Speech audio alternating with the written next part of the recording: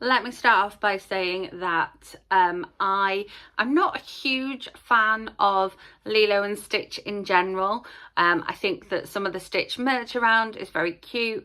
I have met Stitch, I have met Lilo.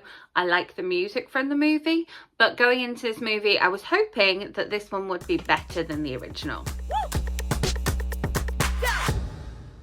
Welcome back, or if you are new here, welcome. My name is Katrina and I make bookish content as well as movie reviews here on this channel every week. All of my movie reviews are spoiler free and I will leave a playlist of my recent reviews linked up above. In case you are new here, I am also clearly a Disney adult, and so any new Disney film I'm going to go and see it. I was a week late seeing this one because I was away, but that trip did include a visit to Disneyland Paris and Disney Studios, so I think we can forgive me for being a week late on this one. So yes, I went to see the new Lilo and Stitch movie, live action movie. Loved the look of it from the trailers. Obviously, this movie is set in Hawaii, so we've got this amazing backdrop for every single scene. And then with the developments in CGI and what have you, with the recent stuff they've been doing with Avengers and all of that, over at Disney, I was like, okay, this could be a good mix. And again, the setting really lends itself well to a live action movie, unlike, Lion King, for example. So I went in very open-minded, not being a massive Lilo and Stitch fan anyway. I was just excited to see it. I saw it on a big screen. I didn't see it in IMAX because I don't believe in my cinema, it hasn't been released in IMAX. At the minute, Mission Impossible is getting all of the IMAX screens, so I saw it as big a format as I could see it in. But yeah, loved the setting. I really liked the casting of the adults in the film. I thought that the two guys that are kind of going after and trying to find Stitch, who are like aliens versus not, again spoiler free, I thought that they were really good casting. I think that Zach Galifianakis is so funny in everything that he does, and it was just a really good dynamic. They definitely did make me laugh. And then I thought that the CGI of Stitch was actually really quite good until one particular moment.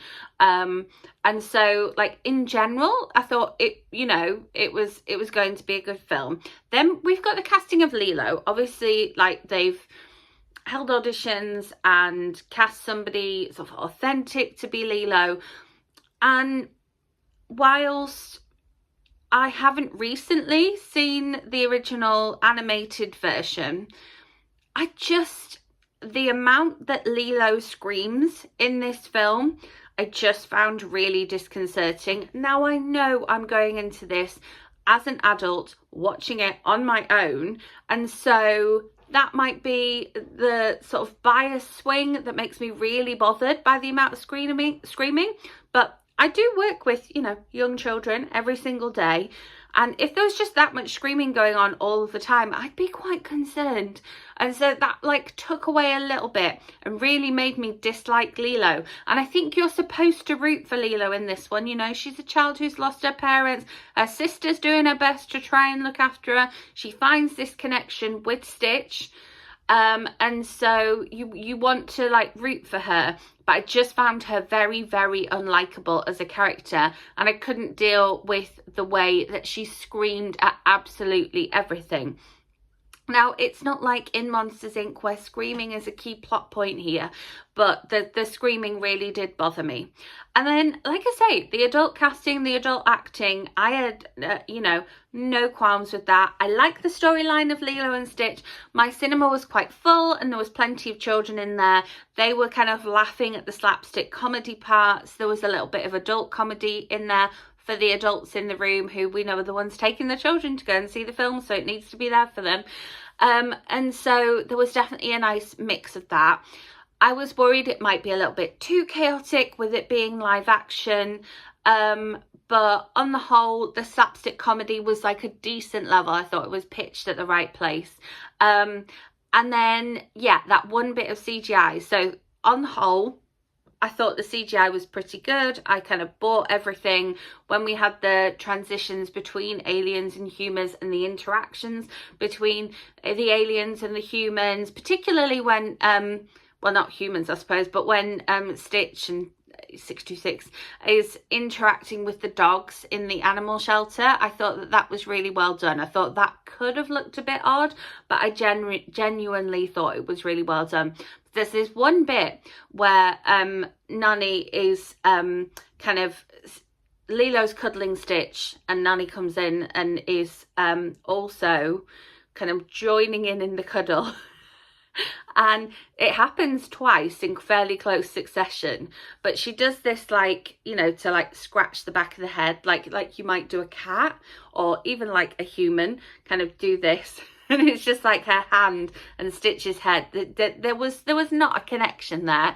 It was just kind of, there was the, you know, Stitch's head, and she was just like, yeah, that it was the one bit, and it just kind of, I wasn't looking for it in particular, but it just stood out. I was kind of like, and then, yeah, I really enjoyed the music in the film. I like the music when it plays, like in the parks or on the cruise ships or in the restaurants or in the Disney store, wherever. I think that it's some decent music.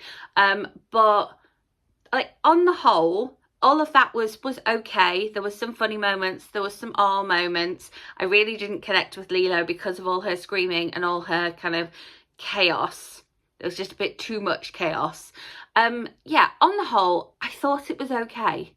I didn't love it, but then I am coming to it from a place of, that's kind of how I felt about the original animated version, so I'm maybe not the best judge. I would put it on a par with the original animated version. I don't think it was any better. I don't think it was any worse. I don't think we've like gone down the road of Snow White, dare I mention it. Obviously I'll have left that up above. I'll leave it in the end screen for you as well. But yeah, I just thought it was meh. Should you pay your cinema going money to go and see this one? I think it's one of those movies where you can take the whole family and they're gonna have a nice time. There was fairly young kids in there and they sort of sat through it. There wasn't a lot of running around like there was in Snow White. There was some children standing up a little bit, but there wasn't a lot of in and out, which was a good sign. So yes, if you're looking for something to do together as a family, it could be a nice day out. However, I think that you would probably enjoy this one just as much streaming it on Disney Plus as you would do watching it on the big screen. I don't think there's anything massive to be gained from watching it on the big screen, and I think there are probably other things coming up in the cinema that if you've just got your one cinema going money budget per month, that you could go and see.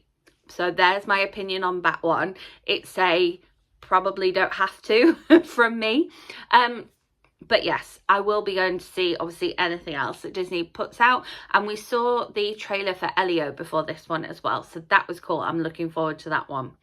As always, if there is a particular movie you would like me to watch next week and bring my thoughts to you here in a spoiler-free review, do let me know in the comments. If you enjoyed this video, give it a thumbs up. If you've seen Lilo and Stitch, let me know what you thought of it.